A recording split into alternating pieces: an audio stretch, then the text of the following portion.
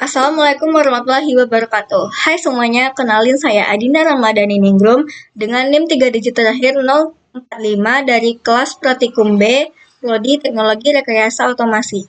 Nah, di sini saya akan menjelaskan sistem kendali temperatur dengan Autonik TK4S, E4RN, DAK Master.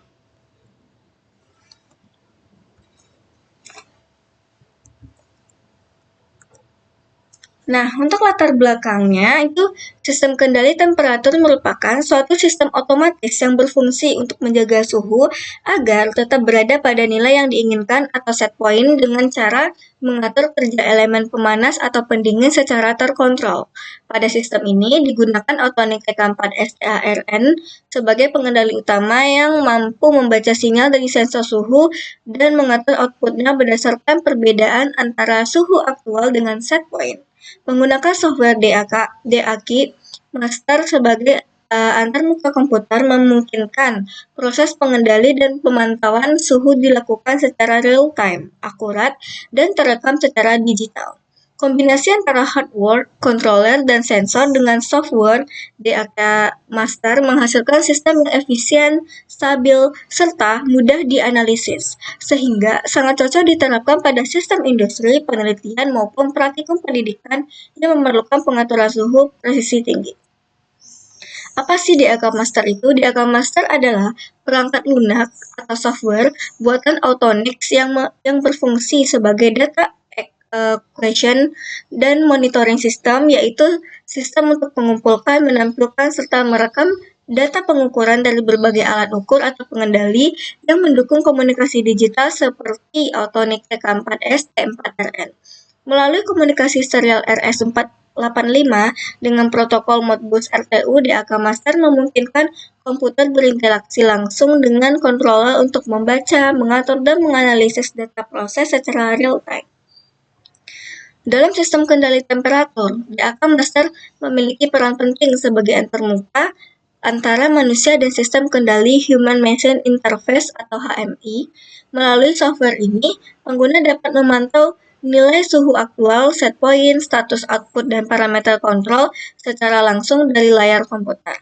Selain itu, DAQ Master dapat melakukan data logging, yaitu menyimpan seluruh hasil pengukuran suhu dalam bentuk grafik atau tabel untuk keperluan analisis performa sistem. Nah, cara penggunaan dan pengambilan data Autonik TK4STARN dengan DAQ Master atau profesional itu pertama, sensor pasang suhu. Pada titik pengukuran yang representatif, pastikan sambungan dan konfigurasi unit sensor pada TK4S sesuai. Pilih tipe thermocouple atau K or J atau PT100. Atur set point pada TK4S sesuai target, misal 50 derajat Celcius, dan pilih mode kendali yang diinginkan on atau off atau PID. Yang ketiga, sambungkan TK4S ke komputer menggunakan interface RS485, Modbus RTU, dan konverter RS485 USB. Konfigurasikan alat Modbus, baud rate, dan party yang sama di TK4S dan DAQ Master. Yang keempat, jalankan DAQ Master pada PC, pilih register atau alamat Modbus milik TK4S yang berisi nilai suhu aktual, set point, status output, dan parameter kontrol. Kemudian, aktifkan logging, sampling rate yang umum antara 1 second sampai 5 second untuk eksperimen suhu. 5. Lakukan percobaan ubah parameter histerisis atau PID di TK45 atau kirim parameter melalui DAQ Master jika ingin remote tuning, sambil merekam data suhu dan status output. Akhirnya, ekspor data log dari DAQ Master, CSV, atau Excel untuk analisis grafik, menghitung overshoot, settling time duty cycle, dan metrik lain. Kita masuk ke mode on-off hysteresis. Pada pengujian pertama dengan hysteresis 0,5 derajat Celcius, sistem menunjukkan respon yang sangat cepat dan presisi tinggi. Suhu aktual mampu mempertahankan nilai di sekitar 50 derajat Celcius dengan fluktuasi kecil sekitar kurang lebih 0, plus minus 0,3 derajat Celcius. Namun, karena batas histeresis sempit, lampu pijar sebagai elemen pemanas sering menyala dan mati dengan frekuensi tinggi. Kondisi ini memang menghasilkan kontrol suhu yang akurat, tetapi berpotensi memperpendek umur komponen jika menggunakan relay mekanik. Histeresis kecil seperti ini lebih cocok untuk sistem yang memakai solid state relay atau SSR karena mampu menahan switching tepat tanpa kelausan mekanis. Pada pengujian kedua dengan histeresis 1,5 derajat Celcius, sistem bekerja lebih stabil dengan frekuensi switching yang lebih rendah. Suhu beroscilasi halus di kisaran 49,5 sampai 50,7 derajat Celcius, yang menunjukkan keseimbangan antara kestabilan dan keakuratan. Respons sistem masih cukup cepat, sementara beban kerja relay berkurang. Secara signifikan, nilai histeresis ini dianggap paling ideal karena mampu menjaga suhu tetap dekat dengan set point tanpa menyebabkan switching berlebihan. Dalam aplikasi praktis, kondisi ini memberikan performa terbaik dan efisiensi kerja yang optimal. Pada pengajuan ketiga dengan histeresis 3,0 derajat Celcius, sistem menghasilkan fluktuasi suhu yang lebih besar di sekitar 48,5 sampai 51,5 derajat Celcius. Meskipun frekuensi on-off sangat berkurang dan komponen menjadi lebih awet, kestabilan suhu menurun karena rentang pengendalian terlalu lebar. Suhu membutuhkan waktu lebih lama untuk mencapai set point, dan pengendalian menjadi kurang presisi. Nilai histeresis besar seperti ini lebih sesuai untuk sistem sederhana yang tidak memerlukan kestabilan tinggi. Dari ketiga hasil tersebut dapat disimpulkan bahwa histeresis 1,5 derajat Celcius merupakan nilai paling optimal untuk menjaga keseimbangan antara presisi pengendalian, kestabilan suhu, dan ketahanan komponen. Oke, kita sekarang masuk ke mode PID.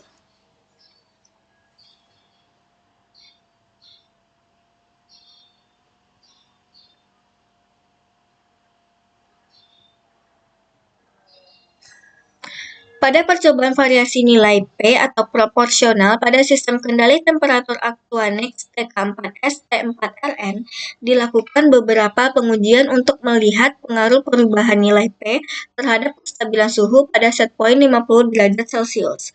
Hasil pengamatan menunjukkan bahwa saat ini nilai P terlalu kecil, respon pemanasan berjalan lambat, dan sulit mencapai set point. Sedangkan nilai P terlalu besar menyebabkan suhu cepat naik namun terjadi overshoot dan fluktuasi sebelum stabil. Dari hasil percobaan, nilai P sama dengan 0,5 memberikan respon paling baik karena mampu mencapai suhu 50 derajat Celcius dengan cepat, overshoot kecil, dan stabil tanpa osilasi berlebihan.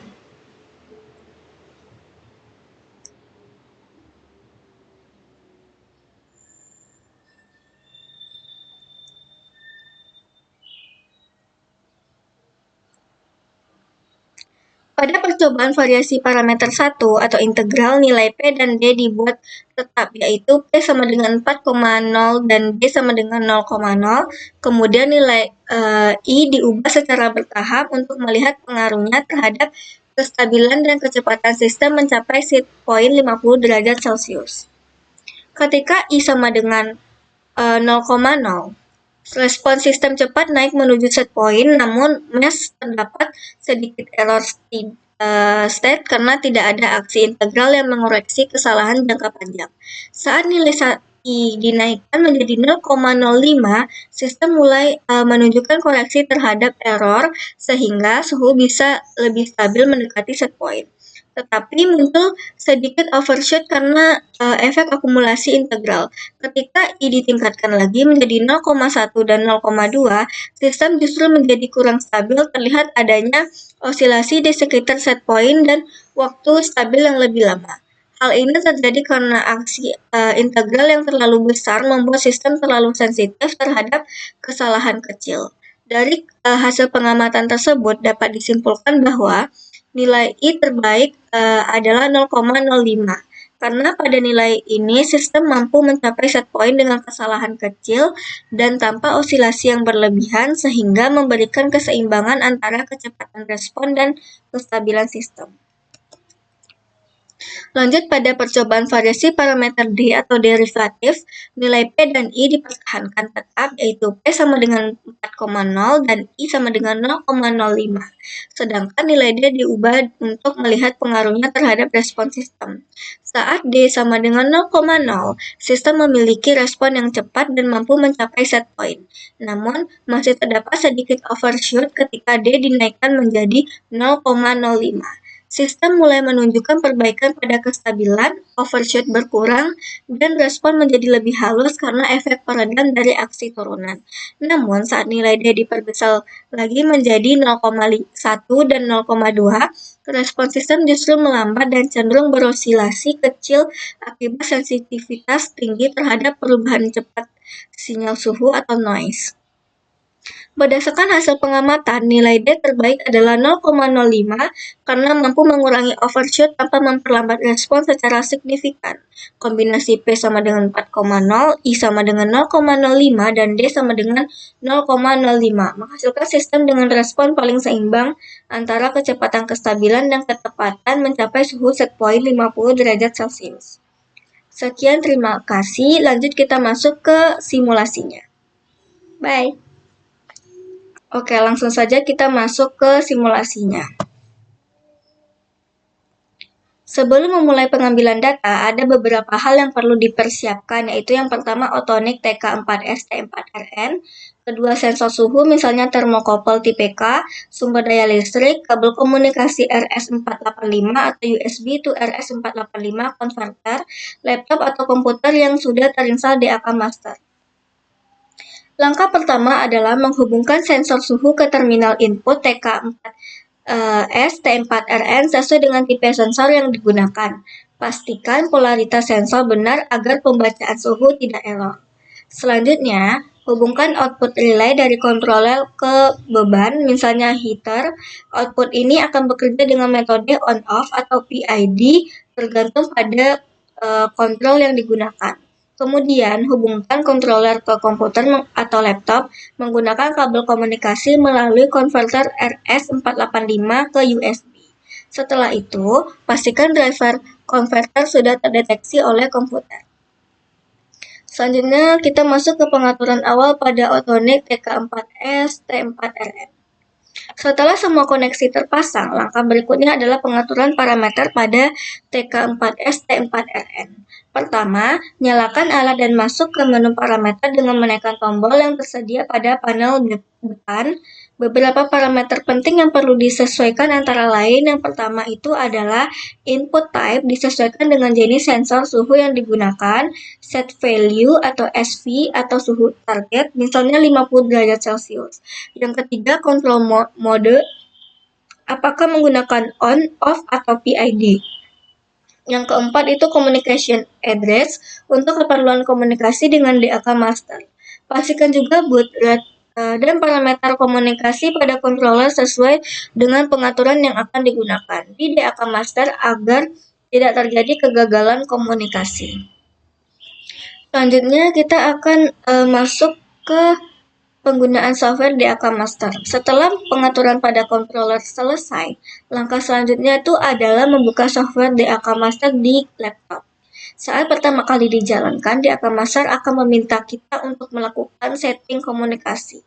Di sini kita perlu memilih port COM yang sesuai dengan konverter baud rate yang sama dengan pengaturan di TK4S T4RN dan protokol komunikasi Autonik. Nah, ini adalah grafiknya dan jika pengaturan sudah benar, maka kontrol akan terdeteksi dan data suhu akan tampil secara real time di layar DAK Master.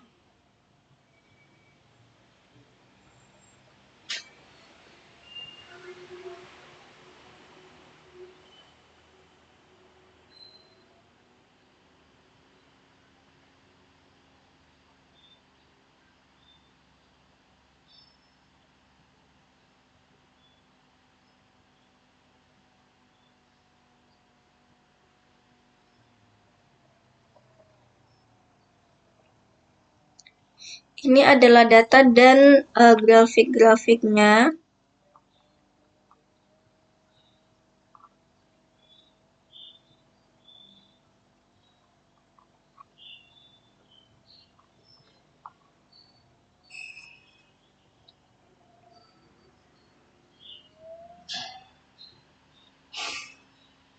Ini adalah data-data untuk on-off.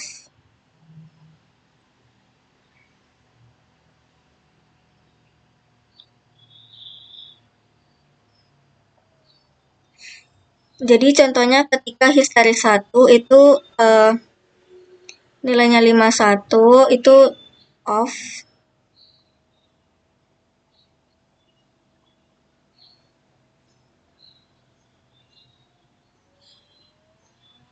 Dalam waktu 1 second suhu 32 lampu on.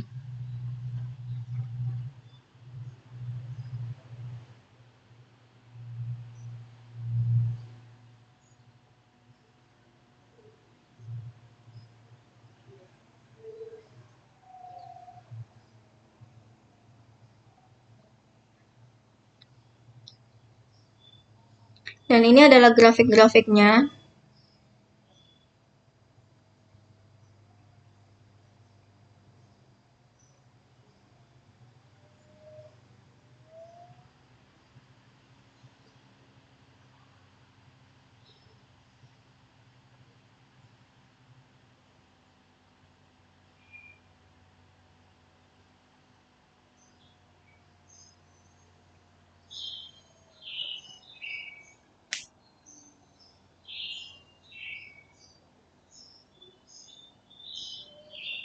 Nah, setelah koneksi berhasil, kita dapat mulai proses pengambilan data suhu ini pada DAK Master. Pilih menu monitoring atau data logging. Di sini kita bisa melihat nilai proses value atau suhu aktual, set value atau suhu target, status output, apakah heater sedang on atau off seperti tabel-tabel ini. Untuk pengambilan data, aktifkan fitur record atau logging data. DAK Master akan menyimpan data suhu secara berkala sesuai interval waktu yang ditentukan, misalnya setiap 1 detik. Data ini akan direkam dalam bentuk tabel dan dapat disimpan dalam format file tertentu seperti CSV sehingga bentuk diolah kembali. Lanjut, selain data numerik, DAK Master juga menyediakan tampilan grafik suhu terhadap waktu. Grafik ini sangat membantu untuk menganalisis respons sistem terhadap perubahan suhu, melihat kestabilan kontrol, membandingkan hasil percobaan dengan parameter yang berbeda. Ketika suhu mulai naik dari suhu awal menuju set point, grafik akan menunjukkan karakteristik respons sistem seperti waktu naik, osilasi, dan kestabilan.